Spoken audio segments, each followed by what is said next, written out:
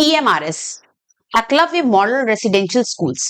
ये स्कूल्स जो होते हैं फुली फंडेड होते हैं गवर्नमेंट ऑफ इंडिया से। इसको पूरा फंड करता है गवर्नमेंट ऑफ इंडिया, पूरा खर्चा देता है गवर्नमेंट ऑफ इंडिया। किसके लिए? ट्राइबल स्टूडेंट्स को एजुकेशन देने के लिए पूरा पैसा सरकार खर्च करती है। और ये स्कूल्स जो होते हैं वो होते हैं ट्राइबल एरियाज में। अगर इन स्कूल्स की बात करी जाए तो इस पहला स्कूल जो यहाँ पर ओपन हुआ था वो हुआ था छत्तीसगढ़ में, लेकिन आज जो है ऑल ओवर इंडिया में 700 से ऊपर स्कूल्स हैं EMRS के। तो अगर EMRS के सिलेक्शन की बात करी जाए कि कैसे टीचिंग में इनका सिलेक्शन होता है, तो यहाँ पर जो पोस्ट होती हैं वो आपको जो पोस्ट दी जाती हैं वो होती है प्रिंसिपल की, PGT की और TGT की। ये पोस्ट आपके यहाँ पर ज्यादातर निकलती हैं।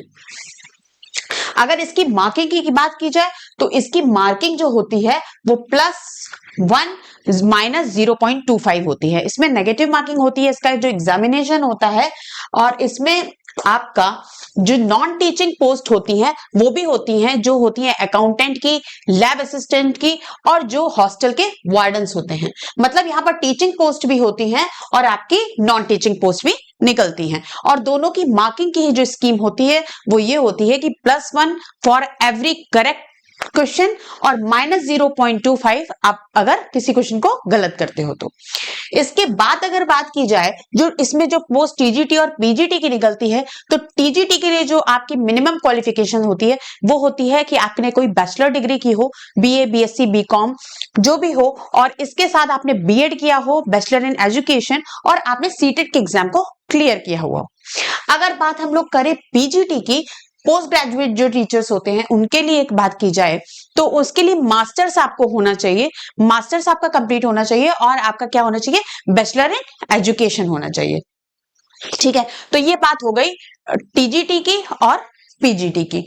अब इसके बाद अगर बात करी जाए कि यहाँ पर अगर सैलरी की बात की जाए तो जो TGT में जो टीचर्स बनते हैं उनकी सैलरी रेंज जो होती है वो होती है 44,900 से लेकर 1,42,400। और अगर PGT टीचर की बात की जाए तो उनकी सैलरी रेंज जो होती है वो 47,600 से होती है स्टार्टिंग और 151,100 तक होती है। अगर इसके बाद अगर हम बात करें कि इसका एग्जाम पैटर्न क्या होता है, तो TGT और PGT इसमें क्या डिफरेंस होता है? PGT में जो आपके होते हैं एक पार्ट तो आपका 130 मार्क्स का आता है जिसमें होता है GA, reasoning, knowledge of ICT यानी कंप्यूटर, टीचिंग एप्टीट्यूड और एक डोमेन नॉलेज ली जाती है। और बाकी जो एक होता है पार्ट 4 जो होता है लैंग्वेज कॉम्पिटेंसी टेस्ट, इसमें क्या होता है? ये आपका केवल क्या होता है, इसमें आपको मेरिट नहीं लानी होती है, इसमें केवल आपको क्लियर करना होता है ये। ठीक है, मिनिमम मार्क्स जो 40% है वो आपको इसमें लाने होते हैं। तो इसे लैंग्वेज कॉम्पिटेंसी टेस्ट में क्या होता है?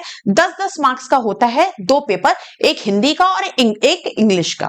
ठीक है, इसमें क्या 20 मार्क्स के होते हैं, 10-10 मार्क्स के हिंदी और इंग्लिश मार्क्स के होते हैं, 40% आपको लैंग्वेज में लाने होते हैं इसको क्लियर करने के लिए। अगर आप यहाँ पे जो 130 मार्क्स का पेपर है, अगर आप इसमें इस 130 मार्क्स में आप 127 भी ले आएंगे, 128 भी ले आएंगे, बट आप अगर यहाँ पे 10 में से 4 और 4 हिंदी इंग्लिश में नहीं लाएंगे तो आप क्या है इस एग्जाम को क्लियर नहीं माने जाएंगे। तो ये आपको क्लियर करना ही है हिंदी और इंग्लिश का जो कॉम्पिटेंसी टेस्ट है, और साथ में आपको GA जो कि 10 मार्क्स का आएगा, रीजनिंग जो 20 मार्क्स की होगी, ICT भी 10 की होगी, टीचिंग एप्टीट्यूड भी आपका 10 का होगा, और डोमेन नॉलेज में 70 मार्क्स का आपका कंटेंट होगा, सब्जेक्ट की नॉलेज आपसे पूछी जाएगी, 5 मार्क्स का होगी आपकी पेडागोजी और 5 मार्क्स का होगा आपका MEP। ठीक है, अगर बात इसी की जगह अगर हम TGT की करें तो TGT में बहुत ही थोड़ा डिफरेंस होता है। वहां पर क्या होता है 120 का ये होता है और 30 मार्क्स का आपका कॉम्पिटेंसी टेस्ट होता है। तो 120 में क्या होता है, जब TGT की हम बात करेंगे तो TGT में जो रीजनिंग होगी वो भी आपकी कितनी होगी, 10 मार्क्स की होती है। तो ये आपका पूरा जो पार्ट होता है ये आपका पूरा 120 मार्क्स का होता है और ये आपका होता है 20 मार्क्स का TGT में। टीजीटी में 20, ये टीजीटी में ये होता है 30 मार्क्स का, यहाँ पर तो पीजीटी में 20 का होता है। टीजीटी में 30 का ऐसे होता है कि 10 मार्क्स की तो आपकी हिंदी और इंग्लिश हो गई, 10 मार्क्स का इसमें एक और पूछा जाता है जिसमें आपसे पूछा जाता है रीजनल लैंग्वेज। रीजनल लैंग्वेज आपके पास बहुत सारी लैंग्वेजेस के ऑप्शन दिए जाते हैं, लेकिन अगर मैं अपनी बात को कहना चाहूं तो मैं ये कहना चाहूंगी आप हिंदी या इंग्लिश में से इन्हीं दोनों लैंग्वेजेस में से कोई एक रीजनल लैंग्वेज चूज करिए, क्योंकि फिर आपको इसके लिए कुछ अलग से कुछ डिफरेंट नहीं पढ़ना पड़ेगा। तो ये है आपका ईएमआरएस का पूरा सिलेबस कि किस तरीके का एग्जाम पैटर्न आता है, किस तरीके की आपकी सैलरी होती है, क्या है ये ईएमआरएस एग्जाम्स, कैसी इसमें से पोस्ट निकलती है, कैसे टीचिंग पोस्ट निकलती है, कैसे नॉन टीचिंग पोस्ट निकलती हैं। तो ये एक सेंट्रल गवर्नमेंट जॉब है, ये आपकी स्टेट गवर्नमेंट जॉब नहीं है। और यहाँ पर जो आपको पोस्टिंग मिलती है वो आप जिस स्टेट में फॉर्म फिलअप करोगे उसी स्टेट में मिलेगी, बट आपका डिस्ट्रिक्ट डिफरेंट हो सकता है, क्योंकि ये स्कूल्स उन्हीं एरिया में है जहां पर ट्राइबल्स हैं। तो इसी तरीके की और जानकारी के लिए हमारे चैनल सिग्मा एकेडमी से जुड़े रहें, उसको सब्सक्राइब करें और लाइक करें।